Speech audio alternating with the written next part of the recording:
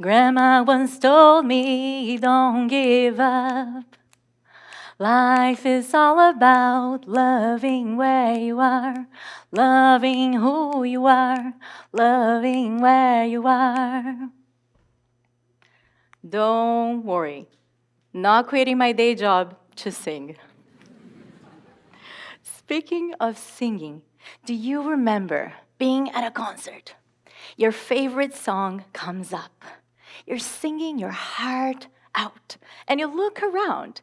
Everybody's singing, screaming, and you're having the time of your life.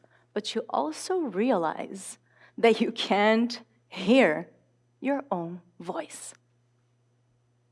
Now imagine the song is your life, and the people screaming is the noise of your friends, family, and experts telling you what to do. 8 years ago, I was at a crossroads, completely lost and deeply depressed. I had everything I thought I wanted: a fulfilling job, a dream relationship, and champagne lunches. From the outside, it was perfect. But inside, I was barely holding on. Every day felt like I was holding my breath, suffocating under the weight of a life that wasn't mine. No matter how much I tried to figure my life out, I couldn't. I was sinking in the noise of other people's opinions and expectations. They told me who I should be, what I should want, and how I should live. Have you ever felt like something needs to change, but you don't know where to start? Me too. One day, I couldn't take it any longer. Out of pain and desperation, I made a decision that surprised even me. I left everything behind and flew halfway across the globe, searching for answers that I couldn't find at a job or relationship. I landed in India. Then I took an old bus to a tiny village deep in the jungle. There, I met Guru, a holy man. Dressed in an orange sarong and prayer beads, he had a radiance and presence that spoke louder than any words. In him, I saw something that I didn't have, but desperately needed: peace and clarity. I walked up to him and said, "Guru, how do you do this? How is peace and clarity so effortless for you?" Guru looked me deep into my eyes, deep into my soul, and said, "Absolutely nothing." He continued to say nothing. And after what felt like hours, somebody that was watching us and probably thought, "Let me help this poor tourist," came up to me and said, "Ma'am, Guru has been silent for 2 years, and he's going on another 10. Inspired, I decided to go on my own silent journey. I traded Prada for prayer beads, and I took a vow of silence for 2 weeks at a Hindu monastery nearby. Imagine no social media, no texting, and no talking like to anyone. I was in agony, The first few days were torture. I felt like I was locked in a dungeon and I couldn't come out. All of my fears, insecurities, and lies I had told myself pushed me down, down, and down until I felt my face right against the floor. I hit rock bottom. Every day felt like a roller coaster. One day, I woke up convinced, this is it. I figured it out. I reached enlightenment. The next day, I was drowning in self-doubt again. By the second week, the walls of my so-called perfect life began to crack. With all the distractions of social media, texting, and seeking validation outside, I had no choice but to look deep inside myself. One day, I was alone in my tiny jungle hut. Tears streaming down my face. I was lying on the floor, curled up in a little ball. Panic attacks.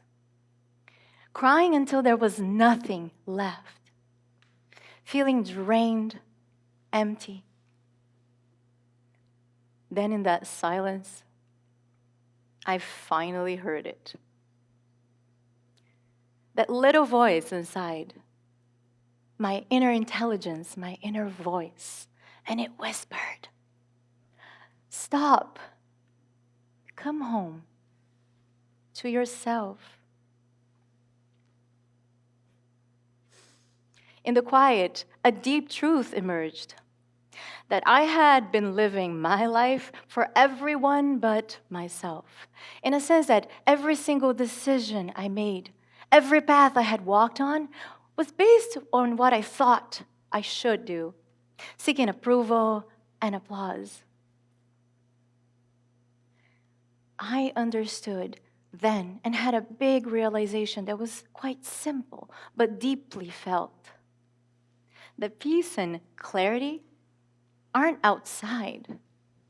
They are deep within us when we create the space to truly listen. I was listening. Weeks turned into months, and months into almost 2 years of silence for me. Then it happened. My inner intelligence, my inner voice told me, showed me what I had been looking for all along.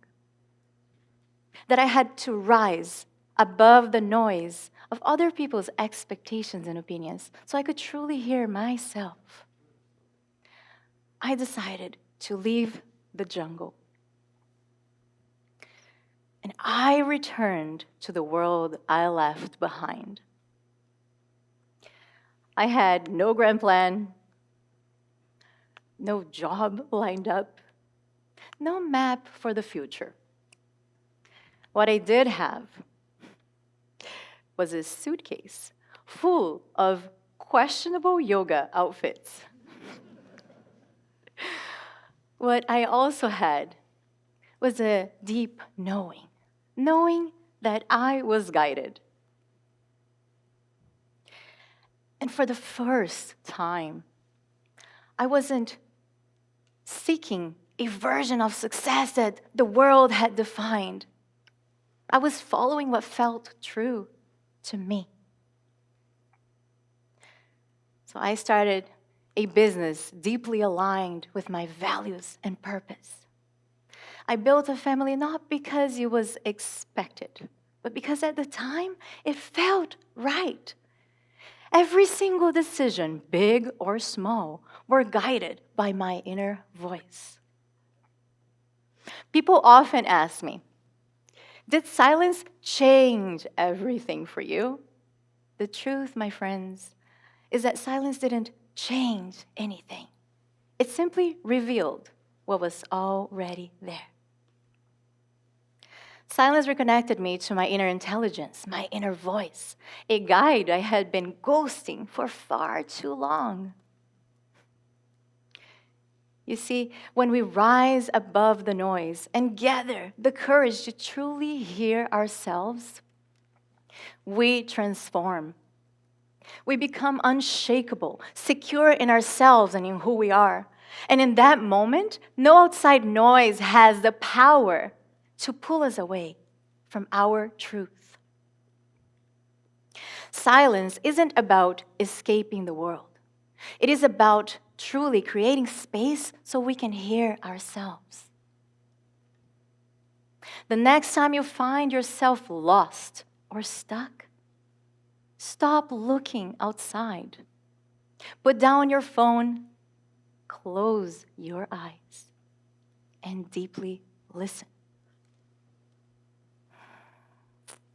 Imagine a world where leaders stopped to listen before decisions, where families listened to one another without distractions, where we all stopped running away from ourselves and truly listened. Listen to your inner guidance, to your inner voice, and rise above the noise of outside opinions. Because you, brothers and sisters, deserve to live your best life on your terms. All you have to do is listen.